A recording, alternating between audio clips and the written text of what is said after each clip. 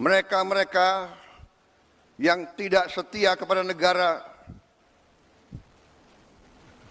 akan kita singkirkan.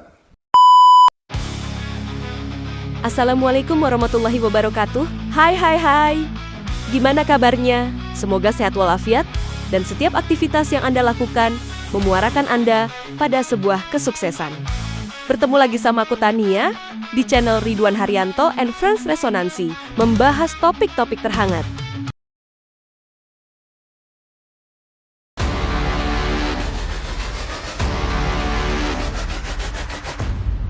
Presiden Prabowo Subianto kembali memberikan ultimatum kepada para pejabat agar bekerja secara sungguh-sungguh kepada rakyat. Lewat ultimatumnya, Presiden Prabowo mengancam akan memecat pejabat yang tidak becus bekerja.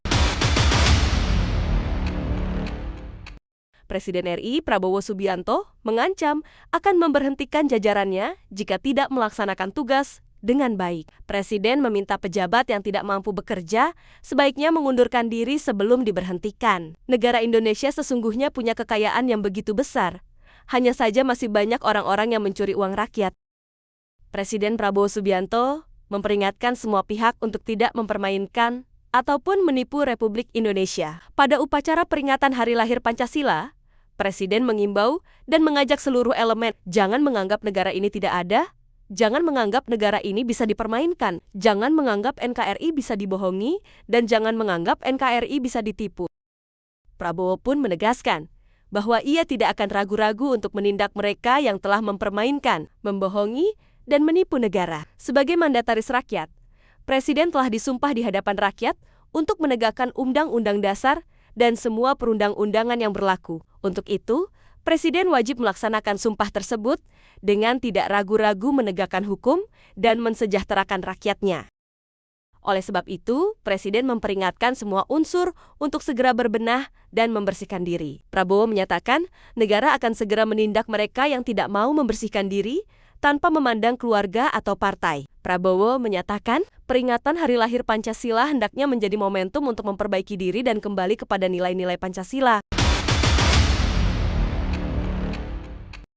Marilah kita menggunakan momentum ini untuk memperbaiki diri, untuk memperbaiki sistem kita masing-masing. Saya pada kesempatan ini ingin menyampaikan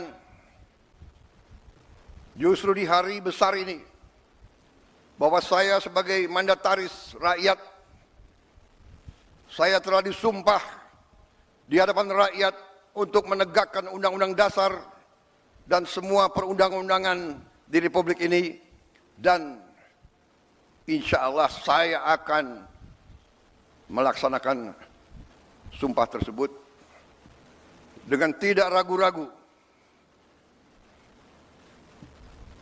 Saya sekali lagi menghimbau, mengajak mereka-mereka jangan menganggap negara ini tidak ada. Jangan menganggap negara ini bisa dipermainkan. Jangan menganggap NKRI bisa dibohongi. Jangan menganggap NKRI bisa ditipu.